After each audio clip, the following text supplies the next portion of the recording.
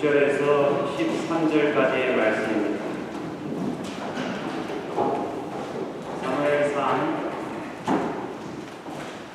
16장 6절에서 13절까지 교독으로 읽어가시겠습니다.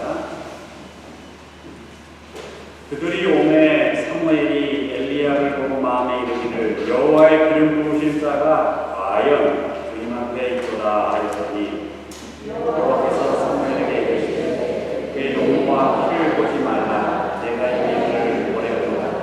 내가 보는 것은 사람과 같지 아니하니 사람은 얼굴을 보거니와 나 여호와는 중심을 보느니라 하시다. 이새가 아비나답을 불러 사무엘 앞에 지나가게 하매 사무엘이 이르되 이도 여호와께서 택하지 아니하셨느니라 하니 내가 산나로 지나가게 하니 사무엘이 이르되 이도 여호와께서 택하지 아니하셨느니라. 이새가 배아들 일곱을 다 사무엘 앞으로 지나가게 하나 사무엘이 이새에게 이르되 여호와께서 이들을 택하지 아니하셨느니라 하고 또 사무엘이 이새에게 이르되 내 아들이가 여기 있느냐.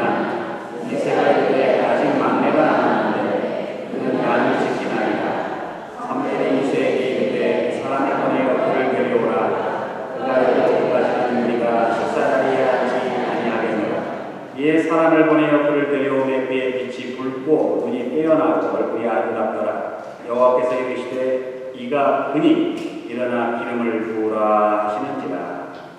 사무엘이 기름을 가져다가 내 형제 중에서 내게 보았더니 이날로 당신 여호와의 너에게 크게 감동이니라. 사무엘이 일어나서 라마로 가니라. 아멘. 기도하시겠습니다. 우리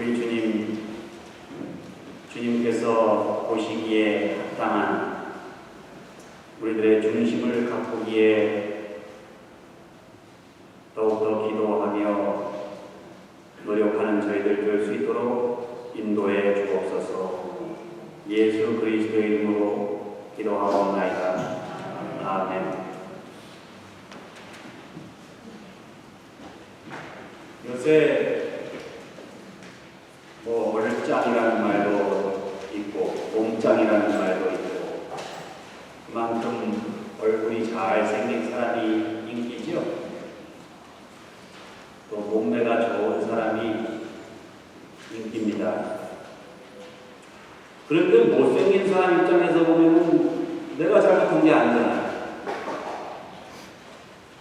그렇게 나서 그렇게 생겨먹은 걸 어떻게 하라고. 만약에 누군가 이 상황에 대해서 책임져야 된다면 하나님이 책임져야죠. 그런데 하나님께서 보시는 것은 우리들의 외모가 아니라 중심이라는 거예요. 그래서 과연 하나님께서 중심을 보신다는 의미가 무엇인지 다음과 같이 묵상해 보고자 합니다. 첫 번째로, 사람은 겉모양을 봅니다. 그러나 하나님은 우리들의 속마음을 보십니다. 1977년에 클라인켈이라는 학자가 실험을 했어요. 공항에 나가서 한 부류의 사람은 깨끗한 정장을 입고 도네이션을 받게 하고 한 그룹은 지저분한 옷을 입고 도네이션을 받게 했더니만 깔끔한 정장을 입고 기부금을 받은 부류의 사람들이 총액을 계산해 보니까 2.5배가 더 많다는 거예요. 1993년도에 비슷한 실험인데 더 심혈을 기울여서 다시 실험을 했습니다. 그래서 심장병 환자들을 돕는 그런 단체에서 기금을 마련하는데 좀 더 세분화했어요. 세분화해가지고 조사를 해봤더니만 매력적인 용모를 가진 사람,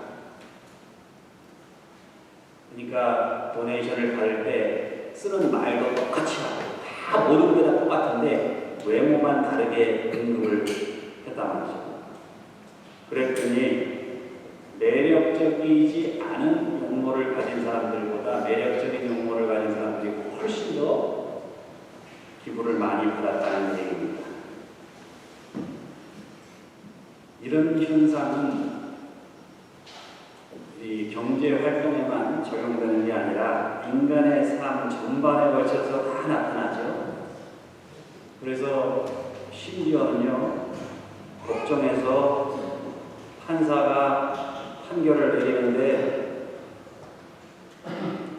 외모가 아름다운 그런 용모를 가진 특히 여성이면은 유죄 판결이 날 확률이 훨씬 급격하게 떨어진다는 거죠.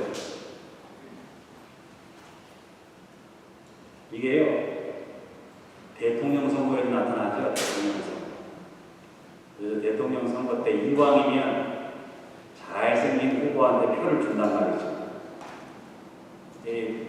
연구 결과도 있어요. 2.5배나 더 잘생긴 사람이 표를 얻는다는 거죠. 못생긴 사람보다. 똑같은 정치 상황이라는 거죠. 그런데 문제는 유권자한테 설문을 조사해봤더니 자기는 절대 외모를 보지 않았다고 그런답니다. 실제 나타나는 건 그게 엄청난 차이가 나는데 난 외모 안 보고 저 사람이 정책을 보고 봤다 이거죠. 그래서 나오는 게 루키즘. 사람들을 외모. 우리 인생의 성공과 실패가 외모에 달려있다.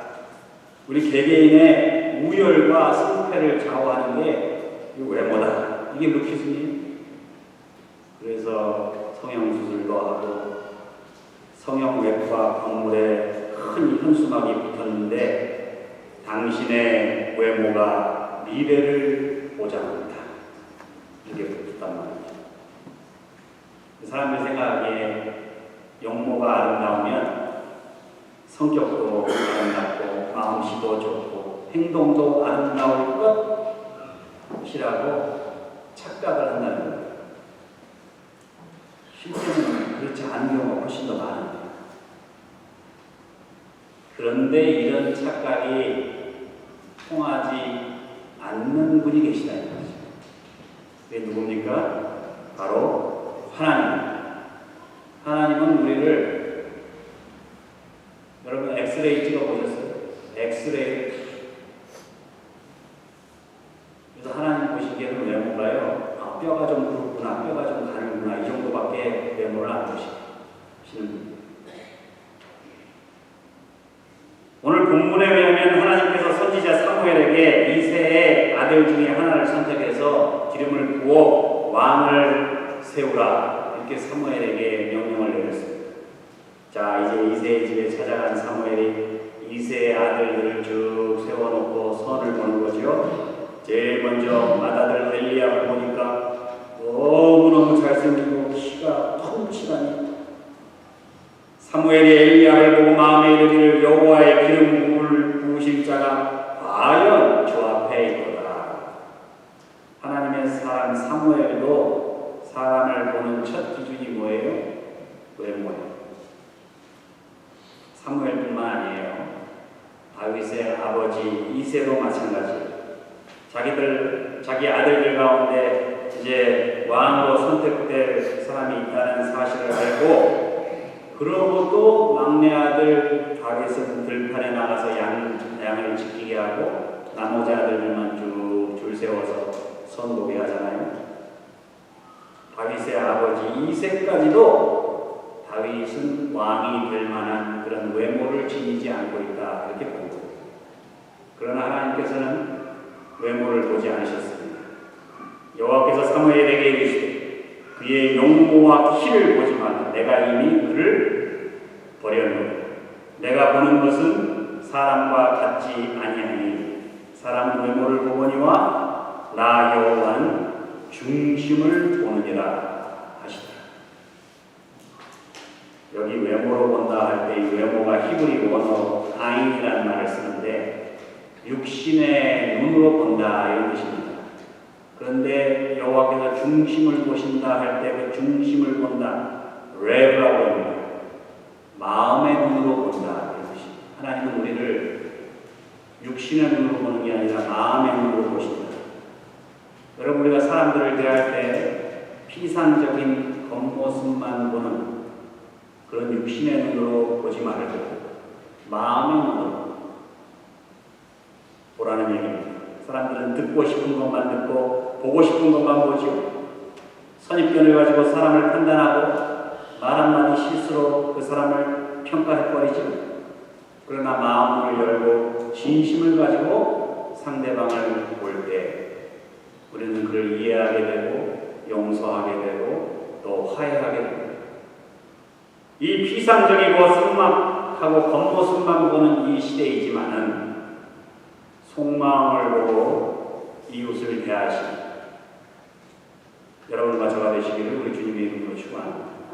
두 번째, 사람들은 현재를 봅니다. 그러나 하나님은 미래를 보십니다. 사람들은 현재 어느 직장 다니고 있느냐? 현재 얼마를 받느냐? 현재 얼마나 큰 집에 살고 있느냐? 사람들과의 관계에 있어서도 마찬가지예요. 이 사람이 나한테 당장 무슨 도움을 줄 수 있는 사람이냐? 이런 걸 봅니다. 그런데 중요한 것은 미래입니다. 사람들은 현재만 보고 판단하기 때문에 실수하게 되고 후회하게 되죠. 그러나 우리 하나님은 그 사람을 볼 때 지금 현재는 좀 별볼일 없어 보여도 미래를 보신다는 거예요. 그 사람의 미래를. 오늘 본문에 보니까 사무엘 앞에 이새의 일곱 아들이 다 선을 봅니다. 그런데 기름 부으라는 아들이 없어요. 사무엘이 묻습니다. 11절 사무엘이 이새에게 이르되 내 아들들이 다 여기 있느냐? 이새가 가로되 아직 막내가 남았는데 그는 양을 지키나이다. 자, 다윗의 현재 모습은 어때요? 한 가정의 8째 막내예요. 아버지의 인정을 받지 못해가지고 선지자 앞에서 다 선보는데 그 선보는 데서도 빠졌어요. 홀로 외롭게 양을 치고 있어요. 현재의 모습은 정말 보잘것없습니다. 가문으로 보나 스펙으로 보나. 그러나 하나님께서는 그 헌칠한 형들을 다 제치고 다윗을 선택하지요. 그의 미래를 보셨기 때문에. 미국에서 남북전쟁이 발발하기 전에 오하이오 주에 큰 농장이 하나 있었는데 그 농장의 주인한테 어떤 허름한 옷을 입은 청년이 와가지고 일자리를 찾았어요. 일자리 좀 달라. 굶어 죽게 생겼다. 그러니까 마침 일손이 모자라던 차에 그 소년을 채용합니다. 그런데 이 소년이 아주 성실해요. 그래서 온갖 굳은 일을 다 시켰습니다. 3년 동안이나 열심히 그 소년이 일을 했어요. 흠잡을 데가 없어요. 아주 부지런하고 착하고. 그런데 문제가 생겼어요. 가만히 보니까 그 소년이 그 농장 주인 외눈가락으로 눈이 맞아가지고 둘이 막 뭉칫하고 막 그래요. 그래가지고 농장 주인이 노발대고 멋진 녀석 감히 내 딸을 넘어가 그러고 몽둥이 들고 때려가지고 내쫓아버렸어요. 35년이 지났어요. 그 주인이 낡은 창고 한 구탱이에 35년 전에 유리걸식하던 그 소년, 자기 딸하고 수상해서 내쫓은 그 소년, 한 구탱이의 창고에 지내던 보자리에 청소를 하는데 그 소년이 놓고 간 짐을 발견했습니다. 가방을 발견했는데 몽둥이를 쫓아내는 바람에 가방도 못 갖고 나갑니다. 그 내용을 살피는데 그 소년의 이름이 거기서 나와요. 제임스 가필드라는 이름이 나옵니다. 제임스 가필드가 누구예요? 35년 후에 미국 20대 대통령. 그 농장 주인이 미래를 바라볼 수 있었다면 이런 엄청난 실수를 저질렀겠어요. 그러나 사람들은 현재만 보고 현재 초라하고 농장에서 빌어먹는 그런 청년 몇 달 줬다가는 굶어 죽이기 십상이죠. 나중에 그 주인이 얼마나 땅을 치며 토목을 했겠습니까? 그 소년의 미래를 볼 수 있었다면 자기 딸은 대통령 영웅이 되고 자기는 대통령 장인이 될 뻔했잖아요. 여러분, 예수님 제자들 한번 보세요. 현직 어부에 실업자들이 망상가들이 하나같이 그들의 현재는 보잘것없었습니다.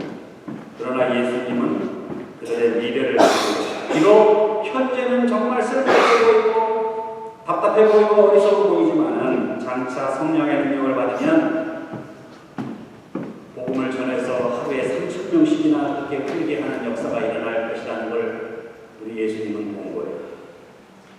지금은 예수님의 위세를 이용해서 어떻게 하면 한 자리 얻어볼까 하는 그렇게 어리석은 제자들이지만 장차 초대교회를 사랑의 공동체로 만드는데 큰 기여를 할 위대한 사도 요한이 될 것을 바라본 거죠. 예수님. 아무도 몰랐는데 비록 현재는 작은 가게에서 아침 저녁으로 일을 하고 비록 현재는 등록금이 없어서 알바하면서 열심히 밤에는 공부하고 낮에는 일하고 어쩌다가 한번 놀러 가는데도 큰 마음을 먹어야 놀러 가죠. 그러나 현재 우리들이 하는 이 고생, 여러분, 그러나 우리 미래, 이 땅에서 자라나는 우리 자녀들, 그리고 미래 열심히 공부하고 그래서 나중에 이루어야 할 내 삶의 목표, 여러분 그걸 생각하시기 바랍니다. 우리가 현재 경험하고 있는 우리 미국 사회의 불경기, 어쩌면 내가 현재 이렇게 열심히 살아가는 이민자의 삶 속에 그 해답이 있는지도 모릅니다. 비록 우리네 현재의 삶이 힘들고 고달프지만 구차한 현재보다는 밝은 미래를 바라보면서 오늘도 열심히 기도하며 수고하며 애쓰시는 여러분과 저가 되시기를 주님의 이름으로 축원합니다. 마지막으로 세 번째, 사람들은 사실을 봅니다. 그러나 하나님은 믿음을 보십니다. 사람들은 보이는 사실, 보이는 현상만을 가지고 판단하고 행동하지요. 그러나 하나님의 사랑은 하나님을 향한 믿음, 그것을 근거로 판단하고 행동하죠. 하나님께서는 믿음을 가진 사람, 그와 함께 일하시고 그 믿음을 가진 자에게 당신의 성령을 허락해 주십니다. 이를 두고 사도 바울은 우리로 하여금 믿음으로 말미암아 성령의 약속을 받게 하려 합니다. 우리가 믿음을 가지고 기도하고 노력하면 성령께서 임하신다는 얘기입니다. 오늘 본문에 보니까 사무엘이 기름 꿀병을 가져다가 다윗에게 붓죠. 그러자 이상한 사건이 발생합니다. 이날 이후로 다윗이 여호와의 영에게 크게 감동되니라. 다윗이 성령의 감동을 받은 것. 하나님께서는 다윗이 이새의 보잘것없는 막내 아들이라는 그 현실, 그것을 보지 않으셨습니다. 다윗이 형들보다 어리고 왜소하다는 그 현상을 보지 않으셨다는 말이죠. 그의 믿음을 보였습니다. 그래서 그를 성령에 감동하시고 능력을 주시죠. 우리가 하나님의 약속을 얼마나 믿고 의지하느냐, 우리가 하나님의 능력을 얼마나 믿고 의지하느냐, 하나님께서 정말로 살아계신 하나님이요, 그 신앙 고백을 내 생활 속에서 적용하며 살아가느냐, 이것을 제일 중요하게 보신다는 사실이에요. 하나님께서는 다윗이 골리앗과 싸울 때 그 믿음을 확인하시죠. 사무엘상 17장에 있는 말씀입니다. 다윗이 뭐라고 하냐면 여호와께서 나를 사자의 발톱과 곰의 발톱에서 건져내셨은즉 나를 이 블레셋 사람의 손에서도 건져내시리라. 비록 키도 작고 초라한 다윗이지만은 다윗에게는 뭐가 있었어요? 믿음이 있었어요. 나를 이제까지 인도해 주신 하나님, 이후로도 인도해 주시리라는 믿음.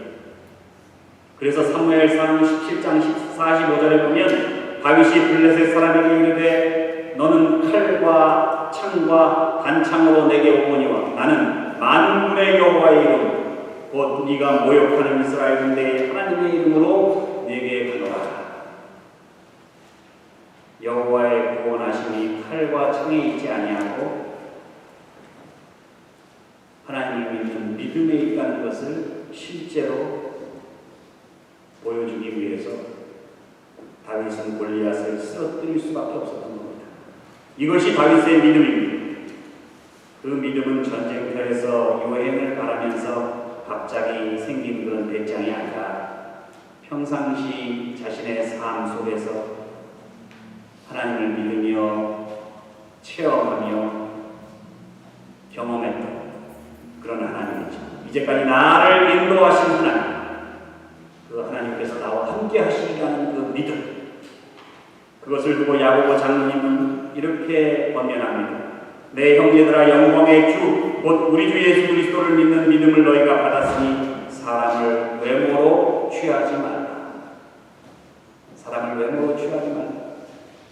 중요한 것은 그리스도를 믿는 믿음이 중요하다.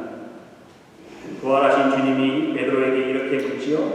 내가 나를 사랑하느냐?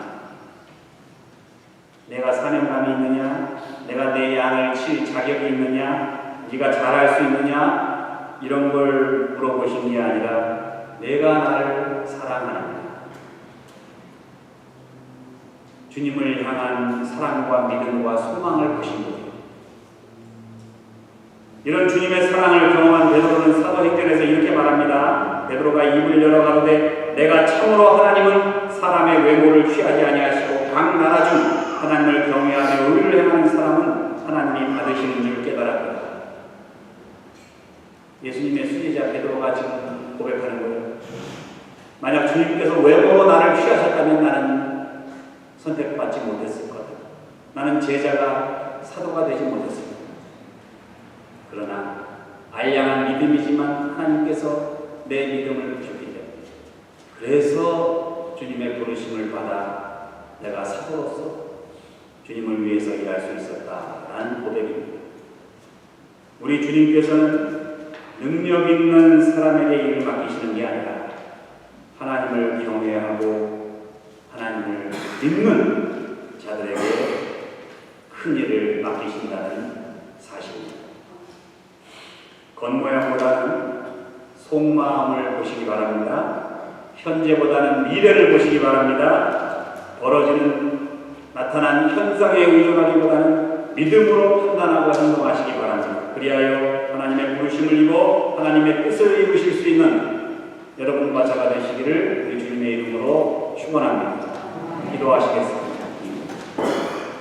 거룩하신 하나님, 주님께서 저희들을 겉모양이나 저희들의 현재의 상황이나 저희들이 처한 그 현실을 보신 게 아니라 저희들의 속마음을 보시고 저희들의 미래를 보시고 저희들의 믿음을 보시고 택하시고 이제까지 인도해 주셨사오니 이제 그 주님께 우리들의 속마음을 맡기고 미래를 맡기고 주님을 믿으며 주님을 따라 살기로 결단하는 이 시간 되게 하여 주시옵소서. 예수 그리스도의 이름으로 기도하옵나이다. 아멘.